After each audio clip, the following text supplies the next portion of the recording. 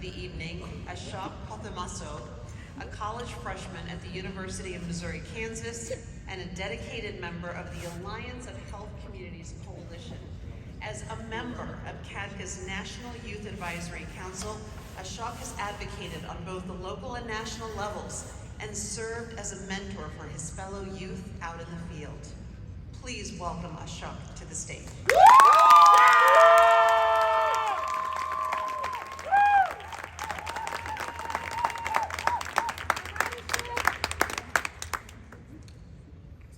People do this to themselves. It is the person's fault. That is what I heard when speaking to a Missouri legislative official about substance abuse disorders. You see, it's been 2 years since I heard that comment. I'm glad that I combated this ideology back then with facts and objective reasoning, of course. It is cemented in our prevention frameworks that a substance abuse disorder is a disease that affects the brain and behavior, far from plainly a choice. My name is Ashok Kothamasu. I'm currently a freshman in college.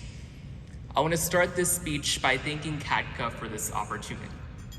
It is imperative to integrate youth into prevention. If one can recognize and solve the issues of youth, they can avoid rising adulthood problems. I am more than glad that there have been efforts to bring people like me to the table. If prevention truly functions in the proactive and not reactive model, elevating youth will always be a cornerstone to our collective goals.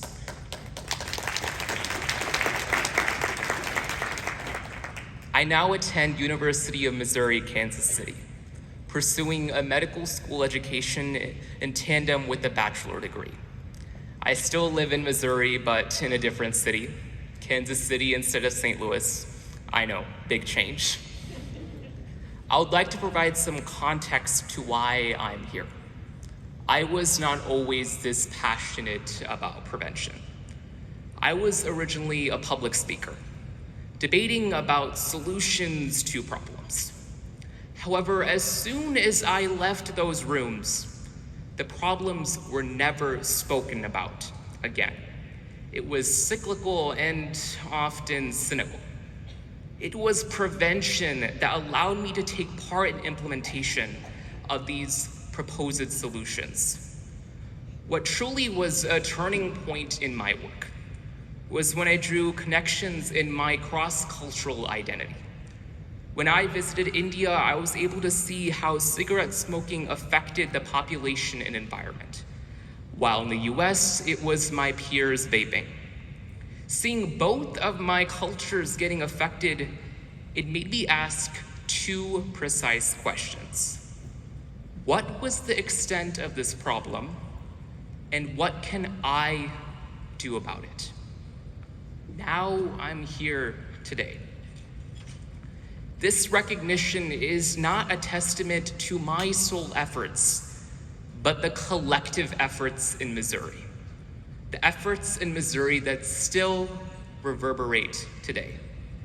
I'm grateful for my local coalition leader, Julie Knost of Alliance of Healthy Communities in St. Louis, Missouri, who allowed me to build a peer-to-peer taught education program training 8th graders to teach drug refusal skills to 5th graders. Building the curriculum with middle schoolers was interesting. Let's just say they were blatant with their ideas. They vividly pointed out to me which drug refusal skills worked sometimes and which drug refusal skills were quote-unquote useless. In the midst of our discussion, we found a common ground and produced the idea of a road to refusal. I still remember talking to one 8th grader about this. She was an artist at heart.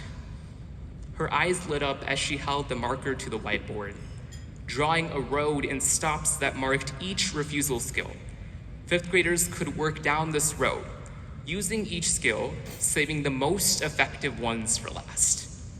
The program and her artwork was able to reach 100 fifth graders. I'm also grateful to Nicole Dossie, a Prevent Ed in Olivet, Missouri, who allowed me to lobby and teach legislators why the prescription drug monitoring program needed to pass, even if we were the last ones in the United States of America to pass one. Talking to legislators wasn't an easy effort.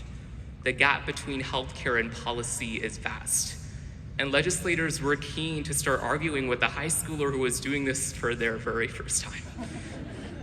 However, one conversation still sticks with me today. It was dealing with vaping policy.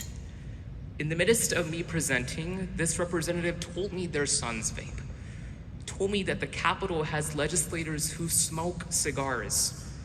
There was a smoke being enveloped in the Missouri Capitol. This led to discussion of measures against vaping.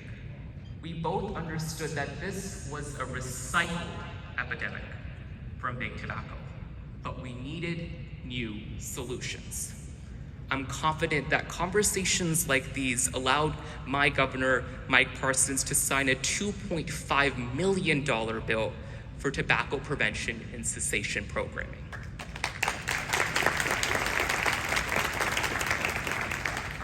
Lastly, I'm grateful to Chris DeZurek of Atmo in Jefferson City, who allowed me to run a workshop for schools all around Missouri to help start grassroots drug prevention efforts. Talking to high schoolers from various pockets of my state, I was able to understand the differences in prevention. While one high schooler was quick to point out the lack of malls nearby, they also drew concern to the lack of funding for youth to be energized in this space. Sitting down with these people and making substantive plans on how to bring about change in their communities from rural to urban was fulfilling. These face-to-face conversations is what ignites advocacy in the first place. These stories serve to provide just a glimpse of the hard work being done in my state. The artist in the making, the state representative and their children, the high schooler primed to start prevention efforts.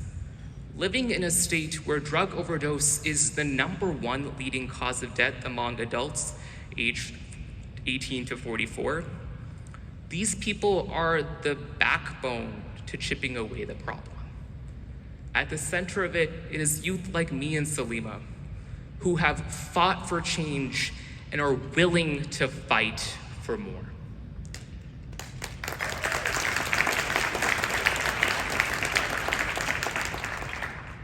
People do this to themselves. It is the person's fault. You see, it's been 2 years since I heard that comment. 2 years. And that representative, I want to tell you, it still drives me to this day. Thank you.